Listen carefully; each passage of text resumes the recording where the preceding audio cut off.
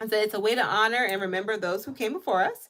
For some, it may be a collection of photos of the folks from the family who pass on, like on the surface of your home. Because remember, like we've always had ancestor altars, right? We put them on our walls when you have pictures of your people. But sometimes we don't have pictures, so this is kind of where this comes in. And for others, it's a big display accompanied by a whole ceremony with herbs, music, fellowship, and important objects. So today we're kind of having a little bit of a fellowship moment here in objects. The one I'm making is meant to be portable and compact. It's perfect for the private witch, conjurer, or magic lover. So if you don't want all your stuff out there, this is a great way to do it. Do it in a jar. But also, let's say you don't care. You have your stuff out there all the time, but you don't necessarily have a whole lot of space to do it. Here's another example. It's nice to do things compact. I like the idea, just like I like the idea of a talisman or a little like special magical pouch, right? This one has crystals in it, so I like the idea that you have like special secret magic pouches that you carry. Like I always carry crystals on me, and people don't know that. Like you don't see it. So I like small objects like this. So, someone might run across this and be like, "Well, what is it?" And I'm like, I might say exactly what it is, but it just depends. Sometimes we just need space. So my main altar in the front of my apartment is family and ancient ancestors, aliens too. Ooh, that's nice. After the 2020 homework, yeah, we had alien homework.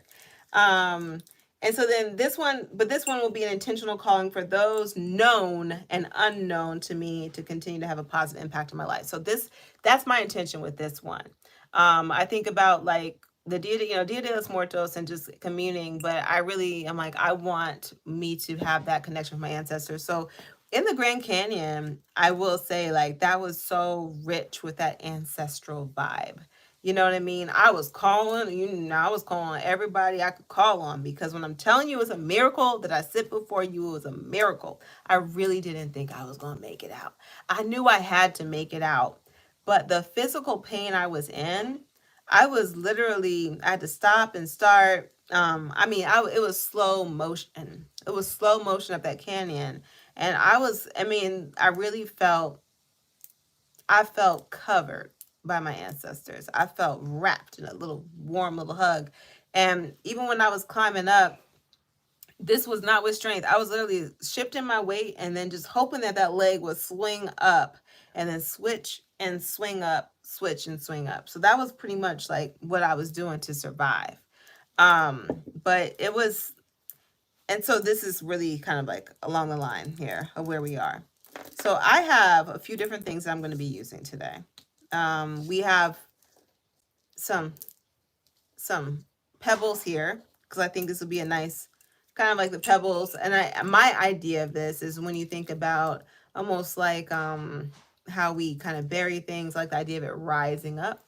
And I was telling Gala earlier, like when I think of black, I think about life, and then when I think about white, I think about that those the ancestral realm. So I'm going to use white to honor that. This is the energy that I want. Then I also have some High John powder. So this will be symbolic of like that High John energy. Now, it was funny because I was like, hold up, I have this, I want to use it. But whenever I go around picking stuff, I don't always know why. So I was like, let me do some research on this. Why do I want to use this? So High John the Conqueror is supposed to be, when you think about ancestrally, someone who was, let's see, what do we have here? He's important. He's like regal. He was a powerful mother. Okay, he was said to be the son of an African king. He was captured and enslaved, but refused to be subservient and never lost his dignity or royal stature. And that's so important because he was thought to be exceptionally skilled at making a fool of his owner. I want all this energy in here. This is kind of ancestral energy I want deep into this one right here. So, High John the Conqueror root is used for money, success spells, and as a road opener and protection spells. But when you look at the real symbolism of it, for me, it's exactly what I'm here for. This is the kind of ancestral energy that I'm looking for. And so, this is fun. I did this week I liberated myself from one of my jobs, and I'm so happy about that. And that was essentially something that wasn't aligned with me. These people were not acting right. There was a lot of different issues, and so to be able to chuck the deuces like I did this week, man, it was obnoxious the way I did it. You're talking about midday and just being like, boom. I didn't chuck the deuces. It was like right here, just boom, it was like two middle fingers up saying suck this, and in full, and I did it all the right way, and so it was really beautiful that it was done that way. And so to me, that's strong high John the Conqueror energy. That's the energy that I want. Those are the ancestors that I'm pulling from. So high John, thank you. So in alchemy, the black state is the beginning of transformation, whereas the white state takes place at the end of the transformation process. So that's what we're tapping into. We're tapping into that overarching energy. I'm definitely open to honoring my ancestors through an altar. I just keep it out of view due to respect. See? And so this is going to be a perfect way to kind of do it if you ever want to do it. And there's so many different ways, but I like the idea of having something small. All right, I'm very comfortable communicating with my ancestors. I use an altar temporary and I have a pear tree I use. So this one for me, I feel like this is going to be the vibe for the year for me. So this is my year for the year vibe. And you could do it different. You can, however you do this, use your creativity. You can do one different for each ancestor. This is a collective because I want a collective energy. I want known and unknown. I want my family, those people who were looking after me, who were like, get the hell out. Those people who were riding with me, that spirit, that energy that was riding with me, that helped me perfectly arrange my exit this week. And man, it was perfect. That's the kind of energy that I want around me even more. And that's what I'm honoring here. Okay. So I'm gonna first start by just putting some of these pebbles in here. These are river pebbles, so they're white, and I like the idea concept of water. Now, whenever I do any kind of like magical stuff, I do like to find a way to put all the elements or symbols of the elements in my work. So this right here already begins with a little bit of water, right? Because these are river pebbles, and that means that these are pebbles that were shaped and softened by water. Um, so I usually like to start there. So that's the first thing I'm going to put in.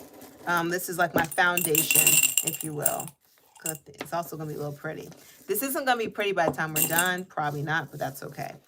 But this is just my foundation. So you can do anything. You can get dirt from outside. You don't have to do this.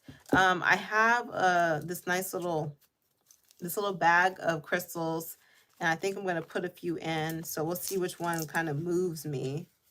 I always like to kind of stick more of a clear quartz crystal and things. So here's one right here. So bam. So that clear quartz goes in there. This is the agate. I like that agate. I like that. Should I put you in there? Things are going to get messy in here, so I don't know how. I like that agate though. I like you. You should go in. Bam. All right, that goes in. So whenever you ever go to like those crystal stores and they'll be like, have a few of these crystals, and they're really not that expensive. I like to get those little tumbled ones for magical work, because at some point I might use them and I don't mind using them because of that. So here's our icebreaker, even though we've broke a whole lot of ice. Who is an ancestor that you would not include in your altar? Is there someone that you would not include in your altar? I thought that was an interesting question, because I was like, gosh, who would I not include in my altar? This reminds me of the supposed light at the end of the tunnel. Let's see, I'm trying to read something here. I was planning on using Palo d'Arco, white and Aztec copal incense, resin with lavender buds. That's dope, Stray Panther. And now you got me realizing I got some copal incense in there and I didn't bring it in here. But I don't want that in here. I didn't choose that. I'm on my High John Conqueror root vibe. So we'll stick with that. I'm on some. I mean, it's funny. My question is, who would I not include? But I'm really tapping in real hard into my Black ancestors here. But me personally, if the question is who's an ancestor that I would not include on my altar, I can't think of one that I wouldn't, because the way I see it is that I'm all of those things, right? And I want all of who I am to work in my favor. And so therefore, we all got to get along. We all have to find where our strengths are and become great.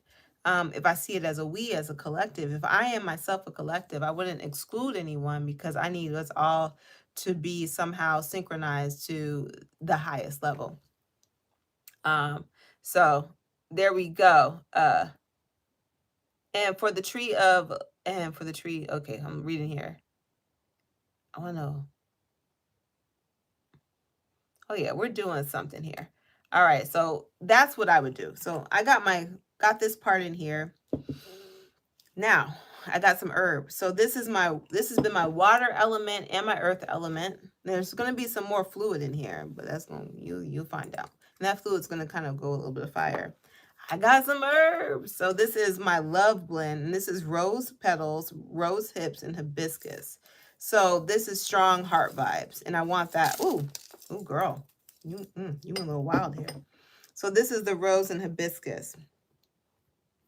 And I use this when I think I use, this is a good blend. You can smell the roses. No, I didn't use this when I was doing the cacao ceremony. I used a different one. I used just the rose, but I don't think I used the rose hips because I didn't want the tartness of the hips to be messing up with my cacao.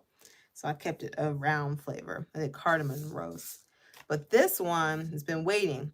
So these are the herbs I'm using. So we got rose. We know that's often the symbol of love. Rose hips. Hibiscus is also about love, circulation. When you see these reds, circulation is a big factor to me because when I think about that, I think about blood. I think about ancestors for real, right? With the blood of your ancestors coursing through this body, this symbol of your existence on earth. And so this is to honor that, and I want to strengthen that. So that means all of this DNA, all of this energy that's coursing through me, I want to honor it, I want to strengthen it. So I'm going to pour this in here.